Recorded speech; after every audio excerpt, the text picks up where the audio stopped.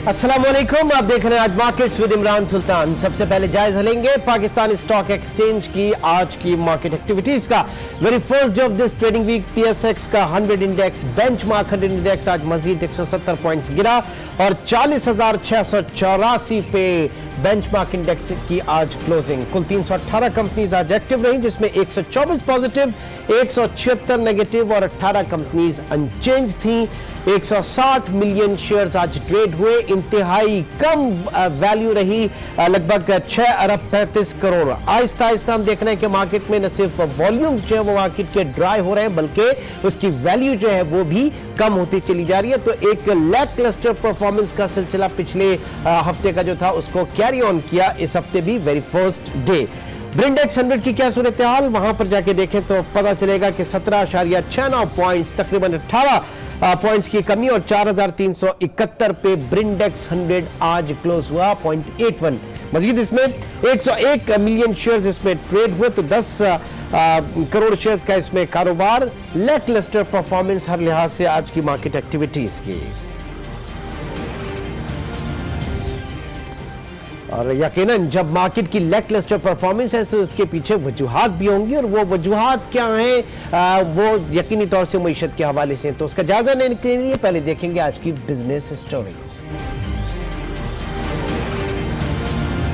Economic advisory council के पहले इजलास में गिरती बरामदात और दरामदात में इजाफे पर तशवीश जाहिर की गई, जिसकी वजह से डॉलर की किल्लत का सिलसिला जारी है और ज़र मुबादला के ज़खायर मुसलसल गिरते जा रहे हैं। जराये के मुताबिक पाकिस्तान को एक्सटर्नल फाइनेंसिंग के लिए 9 अरब डॉलर दरकार है। IMF के बजाय फ्रेंडली नेशन ऑप्शन का भी ऑप्शन ज़ेर गौर है, जिसमें चीन और सऊदी अरब पर बड़ी हद तक इन्हिसार किया जा सकता है। मुकामी ऑयल रिफाइनरीज 2002 से गैर कानूनी तौर पर हाई स्पीड डीजल पर 7.5% डीम्ड ड्यूटी वसूल कर रही है। इस दौरान ना तो उन्होंने खुद को अपग्रेड किया और ना ही ये रकम एस्क्रो अकाउंट में जमा कराई, जिससे कौमी खजाने को भी भारी नुकसान बर्दाश्त करना पड़ा। मौजूदा हुकूमत मज़कूरा डीम्ड ड्यूटी के खात्मे का फैसला कर चुकी है।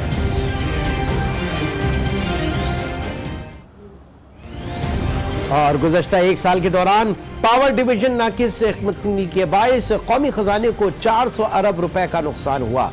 गुज़श्ता हुकूमत ने पावर सेक्टर की निजकारी पर काम शुरू किया, लेकिन ट्रेड यूनियंस की शदीद मुखालफत पर फाइनेंशियल एडवाइजर्स इन इदारों में पहुंच ही ना सके, जिस पर निजकारी का मामला ठप हो गया। बाद हजार डिस्कोस की स्टॉक एक्सचेंज में पब्लिक ऑफरिंग के जरिए निजकारी का भी मंसूबा बनाया गया, लेकिन ताहाल इस फ्रंट पर भी कोई पेशरफ्त नहीं हो सकी।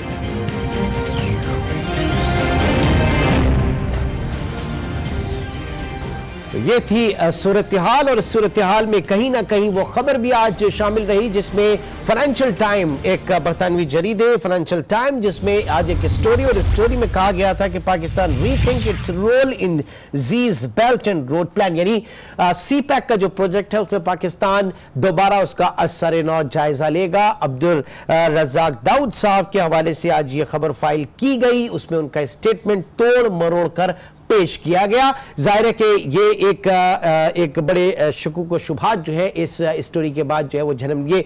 इसके ऊपर उनकी क्लैरिफिकेशन भी आई है। इस वक्त हमारे इस्लामाबाद के ब्यूरो चीफ तारिक चौधरी साहब हमारे साथ मौजूद है।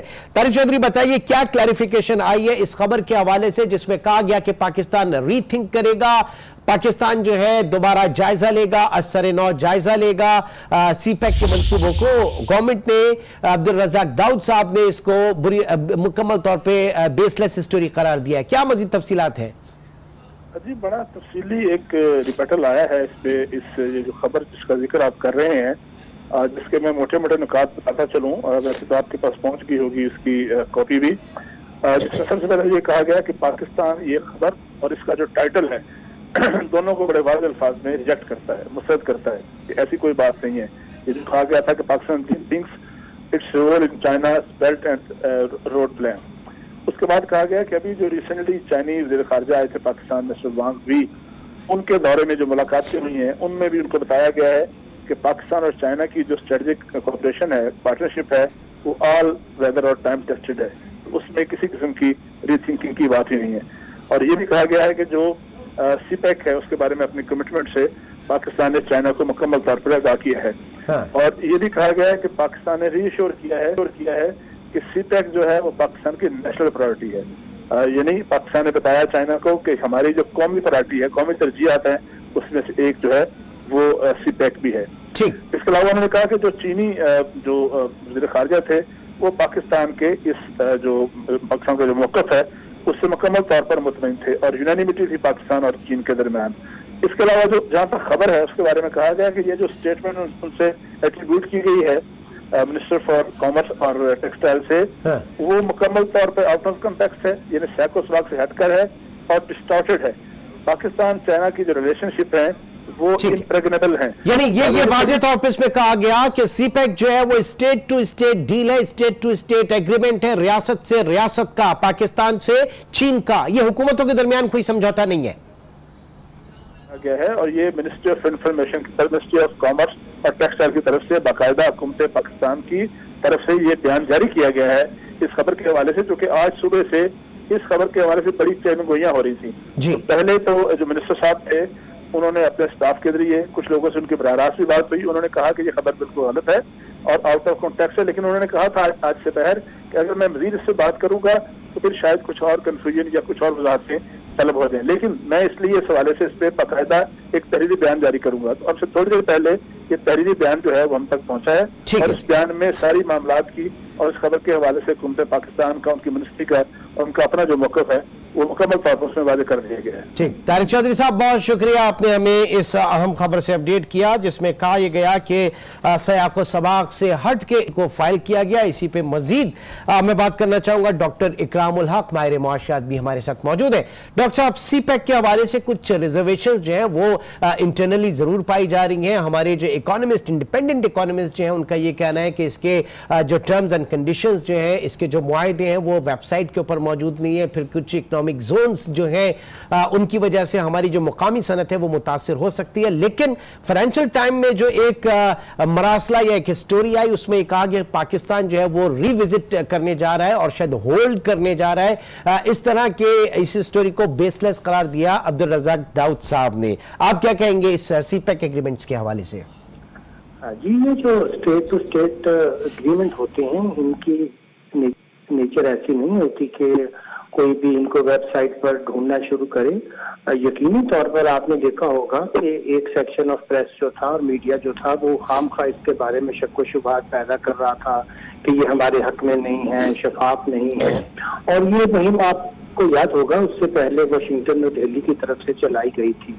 हाँ, अलबत्ता जहाँ तक रज़ाक दाऊद साहब का मामला है उन्होंने शुरू में कई एक जगह पर सिर्फ इस लिहाज से कहा था कि ये सीपैक के मामले में पाकिस्तान के बिजनेस कम्युनिटी को कुछ शक व शुबहात नहीं, बल्कि ये है कि एक वो लेवल प्लेइंग फील्ड मांगते हैं कि इसका मुकामी सनत को नुकसान ना हो। मतलब वो रेफर किया जा रहा है कि इकोनॉमिक जोन्स जो है जाहिर है कि उसकी वजह से हमारी लोकल इंडस्ट्री जो है वो कहीं उसको कोई जो है इश्यूज ना आए, प्रॉब्लम्स ना आए, तो इस पे क्लैरिफिकेशन की जरूरत थी।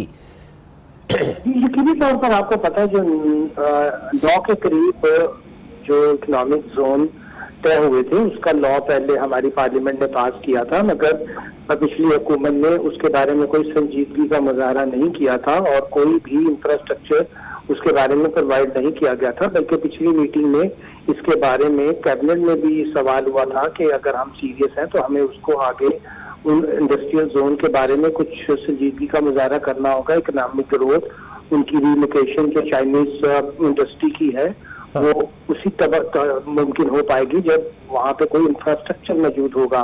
तो एक तो वहाँ का एक लॉबी जरूर मौजूद है और थी जो कि सीपैक के बारे में शक व शुबहात पैदा कर रही थी, आज भी कर रही है। मगर दूसरी तरफ हुकूमत पाकिस्तान ने एक से ज्यादा मरतबा इस बारे में कह चुके हैं कि हम इन मुआहदात के पाबंद हैं, यानी नई हुकूमत ने आकर भी ये कहा है और इसमें किसी किस्म की जो है रीविजिटिंग का कोई चांस नहीं है। ठीक है डॉक्टर साहब, ये यकीनन जो सीपैक के मुआहदे हैं वो रियासत से रियासत के दरमियान है, पाकिस्तान और चीन के हैं, ये हुकूमतों के दरमियान नहीं है। तो जाहिर है कि दोनों रियासतों ने अपने अपने मफादात इसमें जरूर देखे होंगे। ना पॉइंट इज दिस कि सूरत हाल जब आईएमएफ ये कहता है या अमेरिका ये कहता है कि जनाब आईएमएफ का कर्जा जो है वो चीन के कर्जे उतारने के लिए नहीं दिया जाना चाहिए या नहीं दिया जाएगा, तो फिर ये सवाल पैदा होता है कि कितना बड़ा डेट क्रिएट हो गया है इस वक्त चीन का, चाहे वो सीपैक के हवाले से हो या दीगर। तो ये चीजें भी एक आप समझते हैं कि कुछ लॉबीज हैं वो इस तरह के सवाल थ्रो कर रही हैं जहनों में?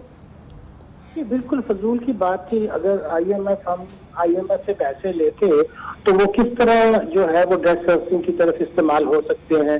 जाहिर है कि उसका बड़ा हिस्सा जो था वो बैलेंस ऑफ पेमेंट की तरफ जाता, और जाहिर है कि वो फाइनेंशियल ना हमारी बैलेंस शीट में आता, वो तो स्टेट बैंक के रिजर्व की शक्ल में वहां रहता। वो बिल्कुल चीप शॉट थी उनकी बुनियाद के ऊपर, और हम सब लोगों ने उसका बहुत तनकीदी जायजा लिया और कहा कि अमेरिका को इस तरह के बयान देकर सिर्फ एक सियासी मकसद हासिल करना चाहते हैं। और आईएमएफ ने भी, मतलब उन्होंने किया ना, अमेरिका ने, आईएमएफ ने इस तरह के स्टेटमेंट से गुमराह करने की कोशिश की हमें। और आईएमएफ ने भी क्लियर कर दिया था कि ऐसी कोई जो है वो पॉलिटिकल स्टिंग जो है वो नहीं होती, और ये इस तरह की जो बयानबाजी है वो बिल्कुल ही आउट ऑफ प्लेस है और इसको बिल्कुल नजरअंदाज किया जाए।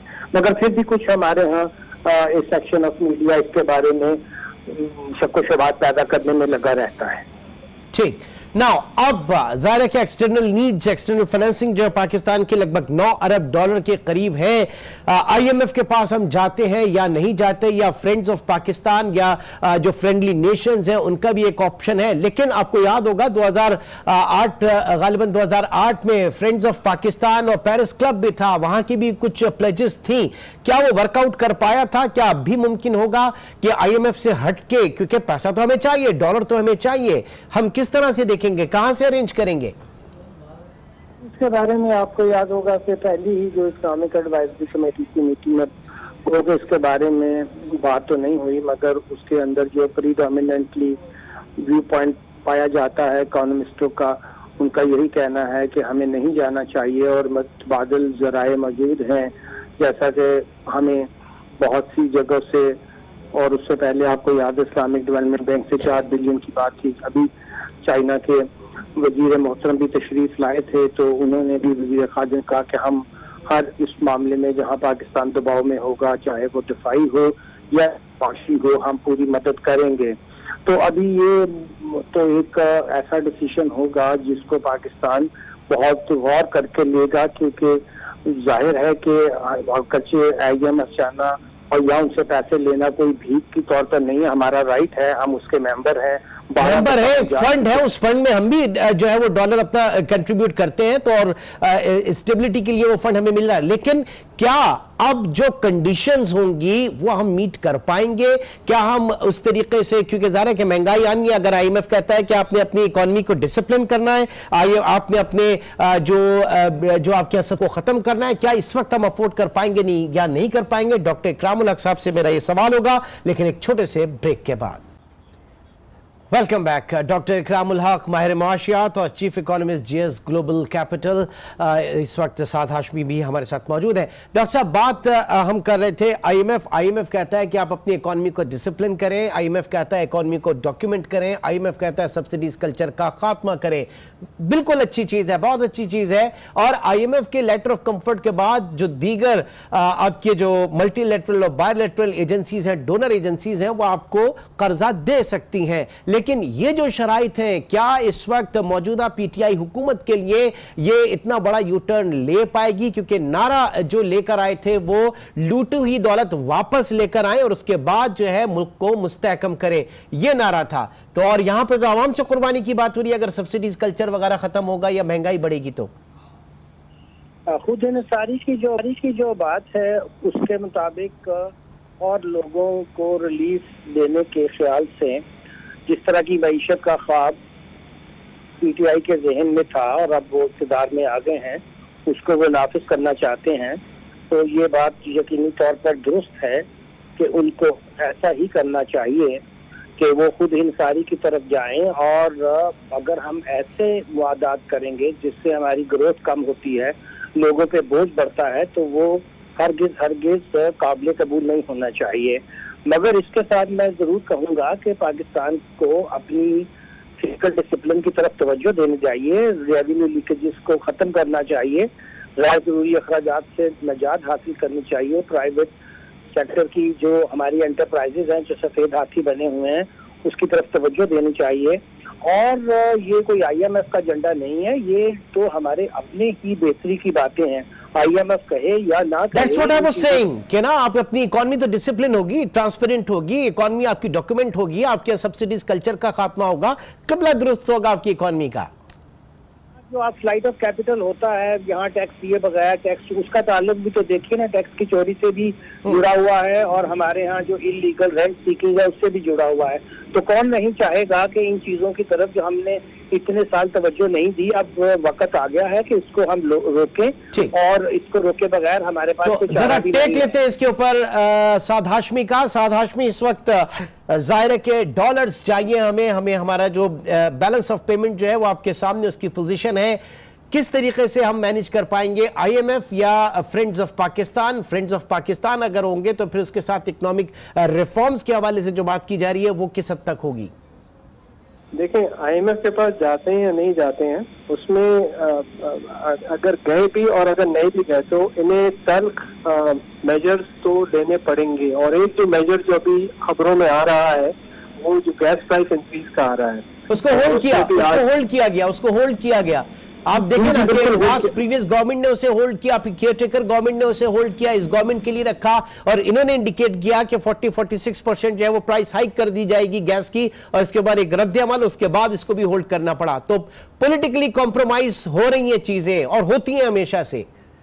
बिल्कुल ऐसे ही होती है, लेकिन इनके पास और अब ऑप्शन है नहीं। आपका अगर मुल्क के जो आपके ज़र मुबादला के जो ज़खायर हैं वो जिस हिसाब से कम हो रहे हैं, उसको कंट्रोल करने के लिए इस टाइप के मेजर अभी नहीं तो कुछ दिन बाद लेने होंगे, भले IMF में, इवन अगर IMF में हो या ना हो। तो ये जो और शुरू के और जितना जल्दी ले लो उतना अच्छा है, क्योंकि फिर आगे जाके फिर देन अपने ये मैंडेट के हिसाब से फिर लोग डिलीवर कर सकते हैं। लेकिन अभी इन्हें इनिशियली जो गैस टैरिफ हाइक है, पावर टैरिफ हाइक है, डिवैल्यूएशन, इंटरेस्ट रेट हाइक लेना पड़ेगा ताकि इकोनॉमी थोड़ा की जो डेफिसिट है वो कंट्रोल हो, वरना फिर चीजों फिर जो है क्राइसिस जो है वो एक्चुअली फिर मुल्क में माशी तौर पे आ सकता है। आप देखें ना, दिसंबर से अब तक 4 मरतबा आप करेंसी को डिवैल्यू कर चुके हैं, इस माली साल के दौरान 3 मरतबा इंटरेस्ट रेट्स को आप हाई कर चुके हैं। तो जो नारा था, जो बात की जा रही थी लूटी हुई दौलत वापस लेकर आके मुल्क को मुस्तहकम करने का, उसमें यानी वक्त लगेगा, उसमें तो बहुत इस वक्त तो हमें बहुत इश्यूज नजर आ रहे हैं उस नारे को पूरा करने में। देखिए, वो जो दौलत वापस लाने की बात तो उसको इक्वेशन में लाना तो इट्स नॉट, क्योंकि वो किस तरह लाते हैं, लीगल इश्यूज, पैसा कोई अगर प्रॉपर तरीके से ले गया तो वो तो ले गया, उसको तो आप ला नहीं सकते हैं, और उसको प्रूव करना तो वो चीजें तो कहना आसान है लेकिन करना बहुत मुश्किल है। तो क्या होने जा रहा है फिर मिनी बजट, और मिनी बजट में एक बार फिर PSDP के ऊपर तगड़ा कट? जी देखिए, डायरेक्ट वो कहते हैं ना, writing is on the wall, मतलब लगता तो ऐसा ही है। अब ये कब अप्रूवल देते हैं इन चीजों का और कब होता है, डिले अगर करते हैं तो उससे चीजें और पेचीदा होंगी, जितना जल्दी करते हैं उतना अच्छा। ठीक है डॉक्टर इकरामुल हक साहब, जो टैक्स एग्जम्पशंस मिली थी, एग्जम्पशन से मतलब जो रिलीफ मिला था, मिफ्ता इस्माइल साहब ने जो दिया था वो उसको भी रिविजिट किया जा रहा है, खबरें क्या कहते हैं आप? जाहिर है जी, उन्होंने जाते हुए आने वाली हुकूमत के लिए बहुत सी मुश्किलात खड़ी करके गए, बिला मकसद सोचे बगैर, तो ख्याल है कि सोचे बगैर नहीं, सोच समझ कर करके गए। वो इलेक्शन, या तो इनको टफ टाइम देने के लिए या अपने लिए इलेक्शन कैंपेन एक अच्छी मौसर करने के लिए, यही दो चीजें हो सकती है। देखिए ना, खामखा जिस चीज का मैंडेट नहीं था, अगले 5 साल की आप चीजें कर रहे हैं, अगले साल की चीजें कर रहे हैं, आपने चले जाना है, आप एक 3 महीने हंगामी एक्सपेंडिचर बजट करते और उसके बाद ये मामला छोड़ते। यकीनी तौर पर वो नए से नए बिल ला रहे हैं, वो काफी ज्यादा ड्यूटीज लगाएंगे, वो सरचार्जेस लगाएंगे, वो हमारी इंपोर्ट्स को डिस्करेज करेंगे जिसके बगैर चारा नहीं है। वहाँ आप देखेंगे कि बहुत ज्यादा रेगुलेटरी ड्यूटी आएगी। इसके अलावा पर्सनल टैक्सेशन के ऊपर भी एग्रेसिव मेजर्स आएंगे, क्योंकि इसके बगैर कोई चारा नहीं है, हम पसंद करें या ना करें। बहुत बहुत शुक्रिया डॉक्टर इकरामुल हक, माहिर माशियात और चीफ इकोनॉमिक कैपिटल साद हाशमी भी हमारे साथ थे। और एक बात तय है, और एक बात वो ये बात कि पिछला जो माली साल 2018-19 का, इस साल का जो फेडरल बजट था, वो यकीनी तौर से नून लीग ने अपने तौर से कोशिश की कि उसको इलेक्शन कैंपेन के तौर पर यूज करें, और और वो ना करें तो कम से कम आने वाली जो हुकूमत है उसको टफ टाइम जरूर दिया जाए। इंशाल्लाह आपसे कल मुलाकात होगी, अपना जरूर ख्याल रखिएगा। इंशाल्लाह कल मिलते हैं। अल्लाह।